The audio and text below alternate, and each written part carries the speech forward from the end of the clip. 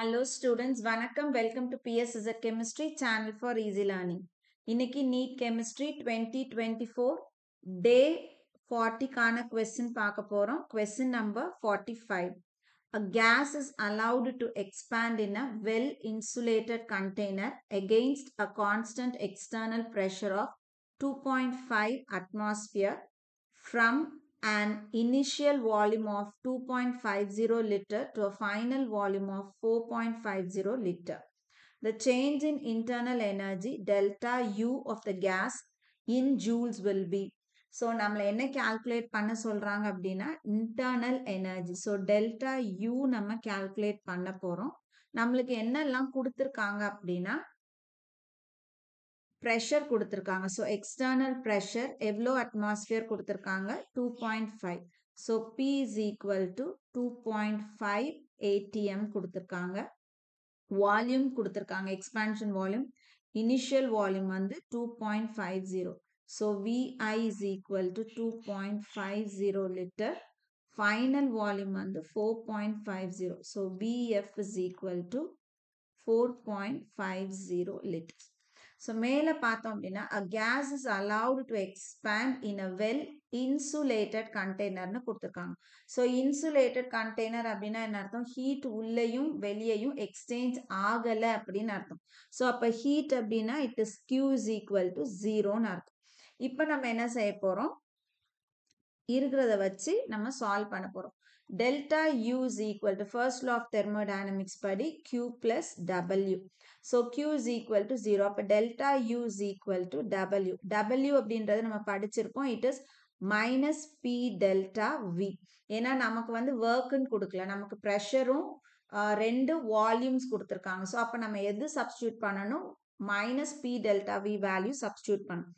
இப்போ இது எல்லாத்தையும் நம்ம மல்டிப்ளை பண்ணோம். மைனஸ் P வந்து 2.5 atm into delta V வந்து V final minus V initial. So, final எவ்வளோ 4.50 minus initial எவ்வளோ 2.50 liter. இப்போ which is equal to minus 2.5 atm into. So, இதை நம்ம subtract பண்ணணும்னா நமக்கு வேல்யூ எவ்வளோ கிடைக்கும் exact 2 liters கிடைக்கும். So, இது ரெண்டுத்தையும் 2.5 into 2. இப்போ minus 2 5s are 10 carry 1 4 5. So, 5 atm liter நமக்கு வந்திருக்கு. ஆனால் நமக்கு வந்து ஆப்ஷன்ஸ்ல எல்லாமே ஜூல்ஸ்ல கொடுத்துருக்காங்க. அப்போ இந்த லிட்டர் அட்மாஸ்பியரை நம்ம என்னன்னு கன்வெர்ட் பண்ணணும் அப்படின்னா இதுக்கு கன்வெர்ட் பண்ணணும். ஜூலுக்கு கன்வெர்ட் பண்ணப்போ இந்த இடத்துல delta you is equal to minus 5 atm லிட்டரை நம்ம என்ன பண்ண போறோம் மாற்ற போறோம். ஸோ ஃபார்முலா படி 1 litre atmosphere is equal to 101.325 joule. So இந்த வேல்யூ ஞாபகம் வச்சுக்கணும். 1 atmosphere liter is equal to 101.325 joules. அப்போ இந்த இடத்துல minus 5 into 101.325 joules.